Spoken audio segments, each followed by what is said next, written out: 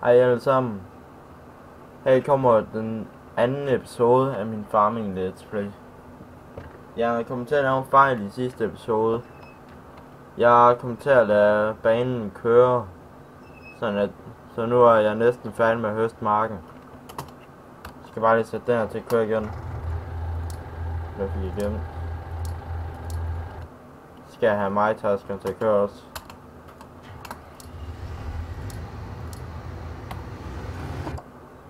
Skal jeg selv til at udkomme den der. Igen. Og det var tæt på, at jeg var færdig med marken nu.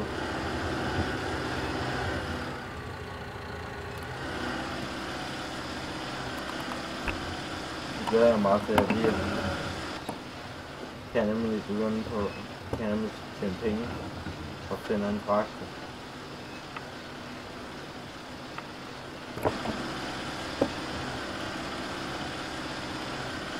Den er lige lidt for lille, synes jeg nu.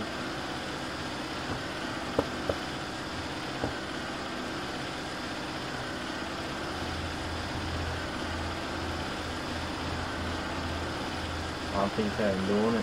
Spring af nu. Jeg skal ikke låne 50.000, det er ikke bare lige. Så snart råd, så skal jeg bare lige have solgt den her traktor nu, så har jeg råd til den anden.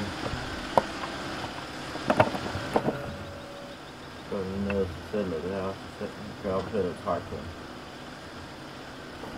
Så er for fikset det problem. Og nu har man stærkere traktorfunktion i den der. Og det var ej, ikke sjovt, det var sjovt, den står der. Skal have man stærkere traktorfunktion.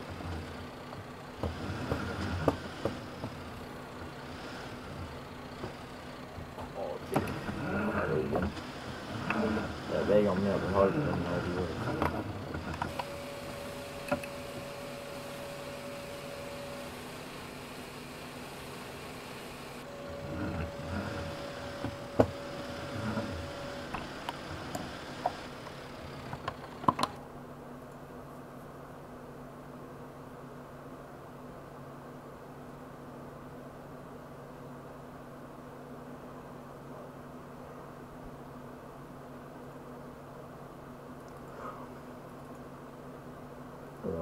Den har de heste.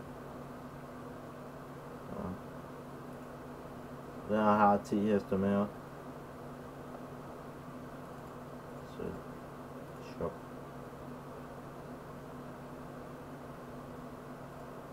Og nu fornemmer jeg skal tage. Jeg tager den der, hvor det kan komme fundlæse på.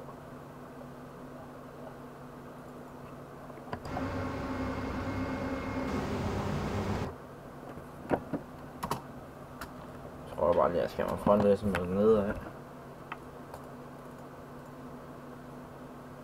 Og der skulle lige skove på.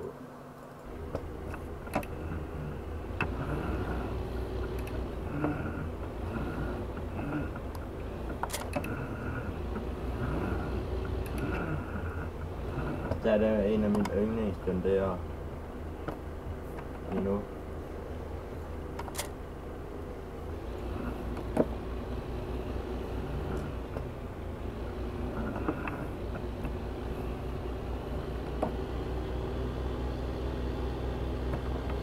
Den har jeg kørt med meget, den her. Det er derfor, at jeg næsten ikke kan trykke op af den mark, hvor jeg har lige nu. Det er sådan en maskine.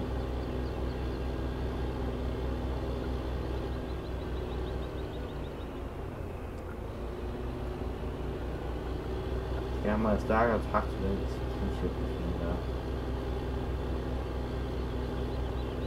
Så jeg skal bare finde ud. Det kunne jeg ikke også ud.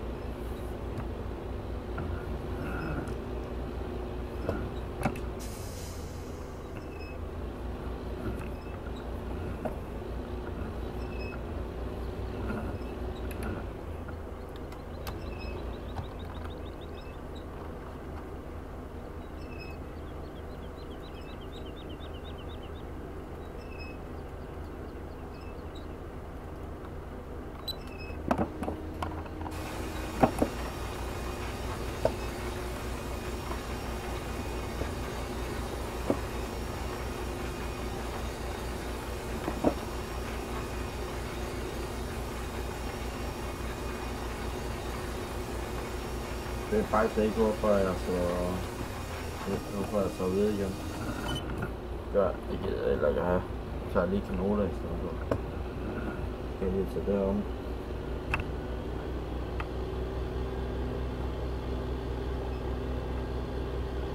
Det er lort.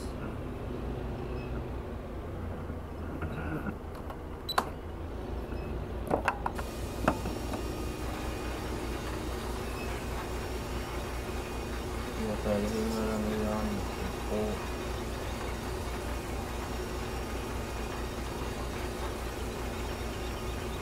Okay, faktisk.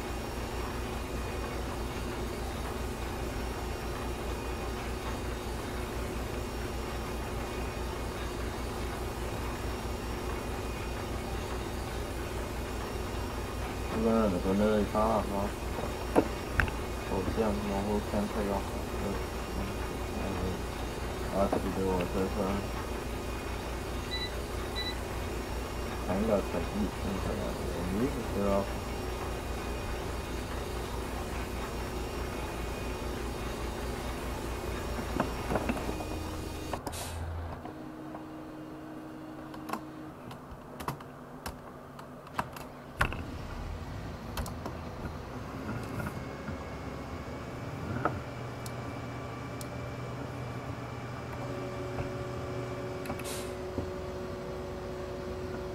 Skal vi lige have en anden traktor hernede. Det her traktor med vognen ned, så er den til at køre over og tømme.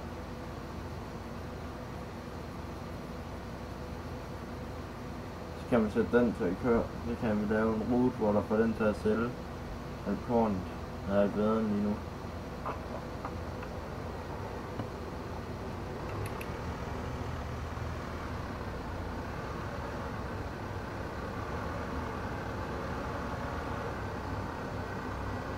Drive home. Oh. X. Folder i mig til at springe sammen. Kan jeg stå igen bagefter?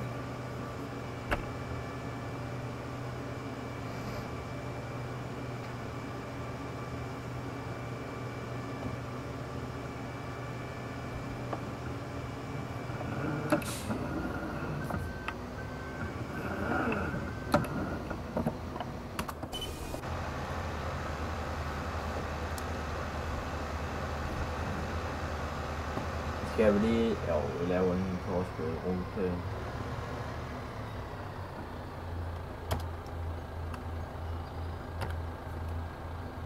Nu.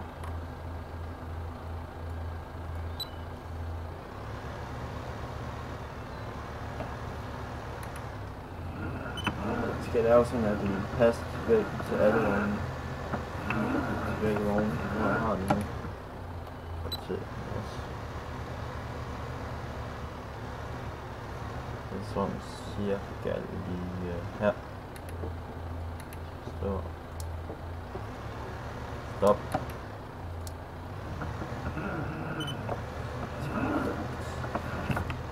Sker det for det her, jeg har ikke for det til at virke over.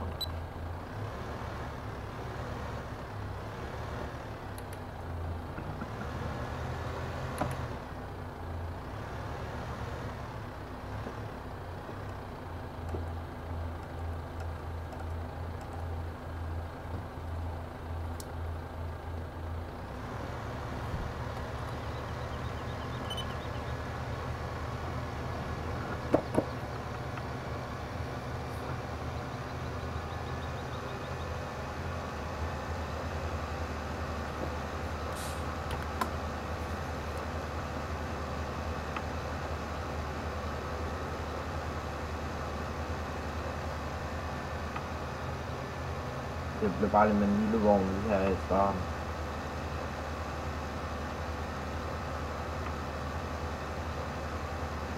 Der er jo heller ikke så meget ved, hvor det skal køres væk. Det er jo bare til at få en flere marked. Hvis ikke vi kører en flere marked.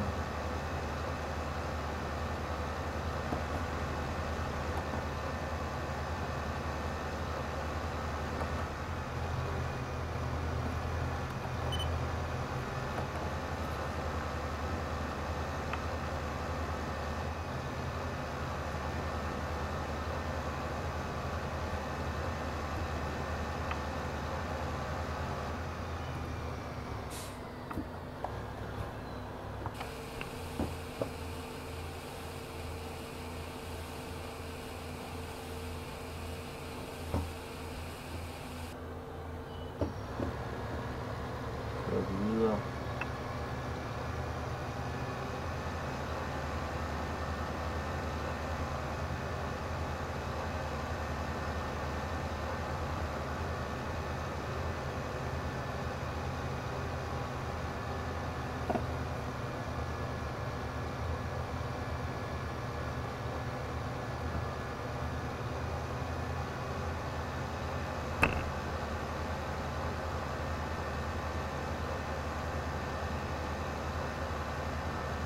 Hvem der var bilerne, så jeg skulle holde mig nøgne, hvor jeg kørte. Her næsten altså. Det blev lige distraheret noget.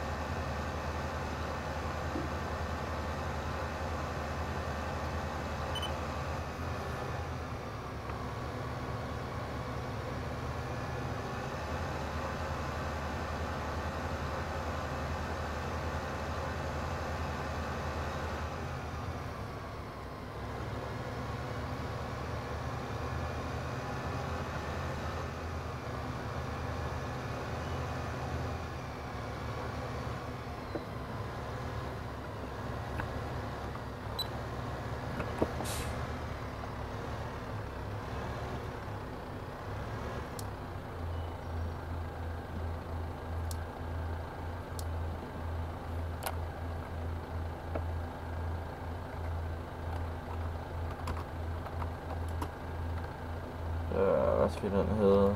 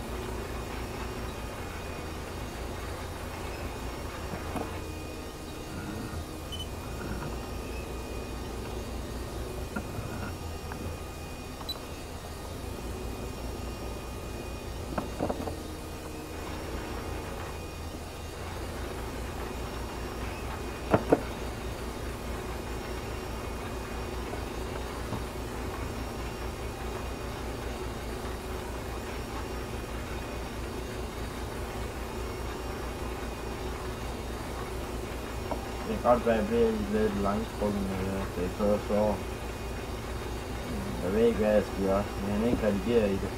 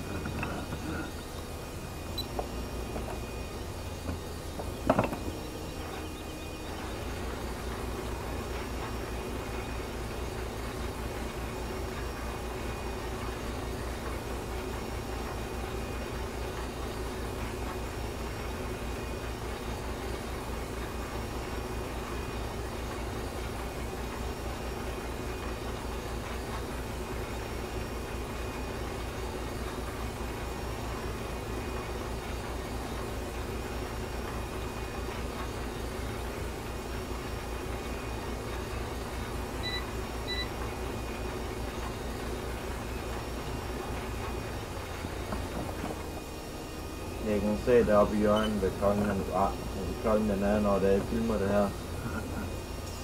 Jeg ved faktisk ikke, hvorfor det synes jeg var smart på et tidspunkt, hvis der jeg havde ude deroppe.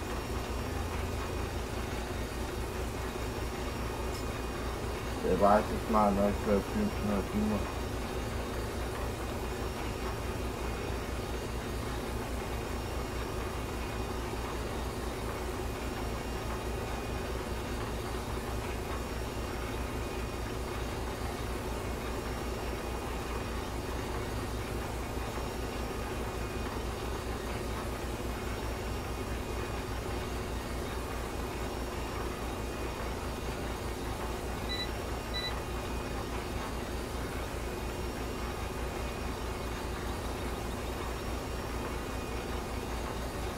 Jeg har faktisk en idé. Kan jeg bruge den lige nu? Lige så jeg kan.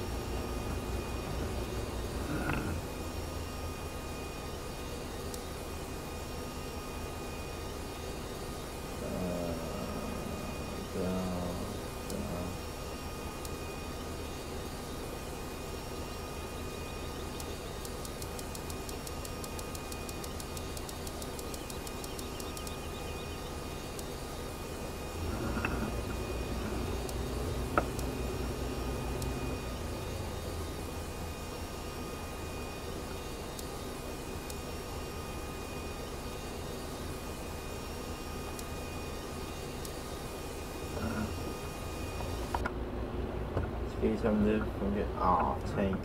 Yes.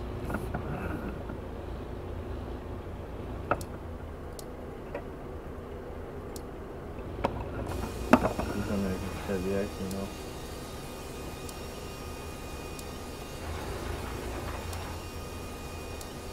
Det.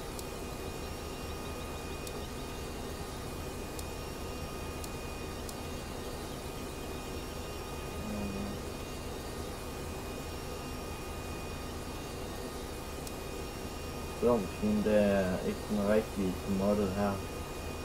Det er den samtidig på det.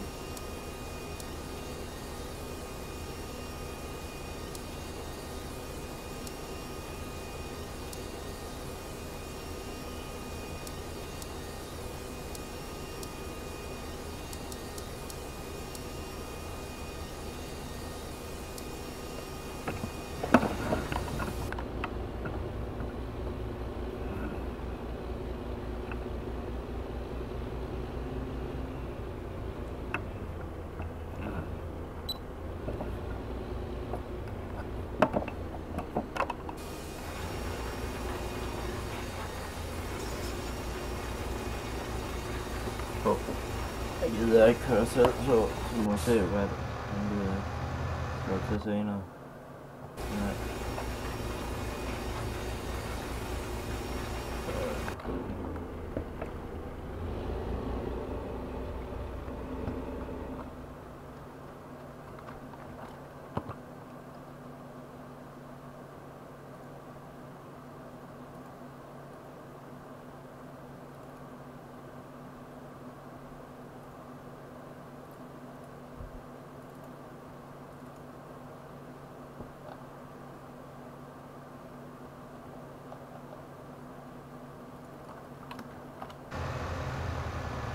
meget vedhøj.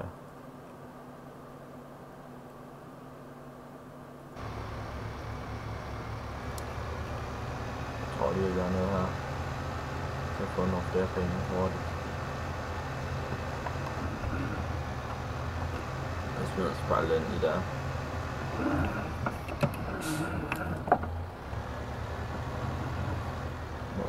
Den overhovedet kan køre med det her over på.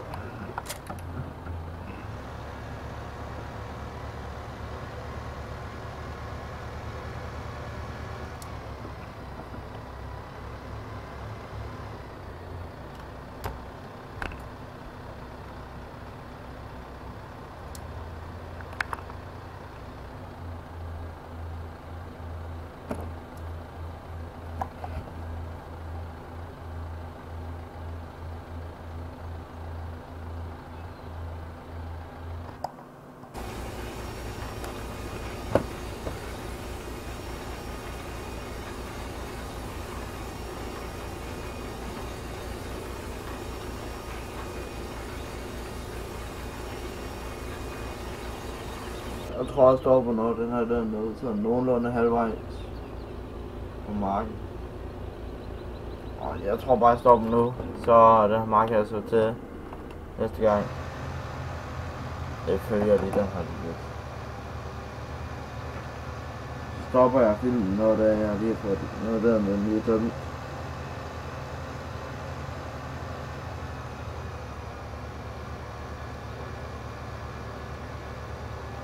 Vi ser, hvordan vi klarer det med en større vogn, når den kommer herover.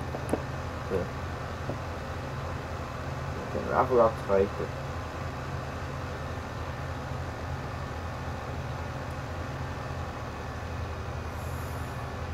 Jeg tror, jeg skal ikke have en større vogn, hvis jeg skal bruge den her rute her til.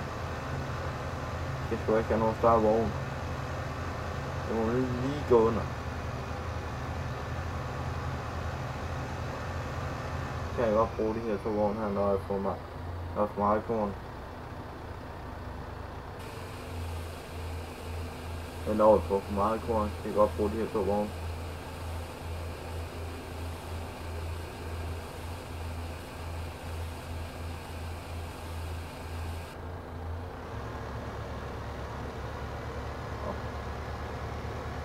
Stopper jeg lige her, når den her traktor den lige er færdig med at køre. Kan vi lige købe den her, men jeg kan bare det ud, jeg sige.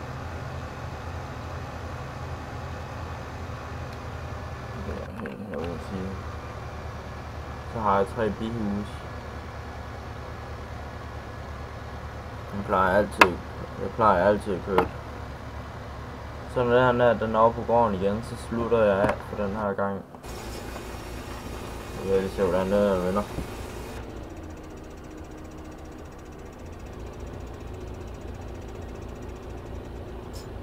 Den er ikke godt dreje skarpt nok til at køre korspløt, til at køre highway med den her sundskine her. Dejligt nok. Så ved jeg det. Så var lige råd til den her træk, så sådan en træk til det igen. Kan man til den her, så har jeg to den der i stedet for.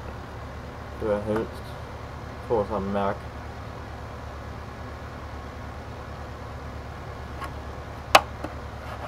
Jeg må se, hvor lang tid der er gået, når det er, jeg er færdig her.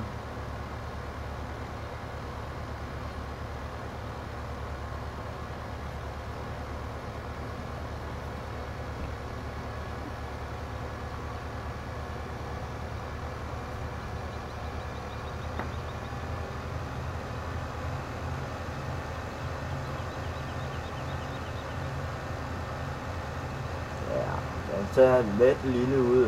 Den har en traktor i forhold til vognen. Det gør sgu ikke en skid. Crossplay det er bare gjort sådan, at jeg ikke behøver at gøre så meget selv. Så vi bare lige her.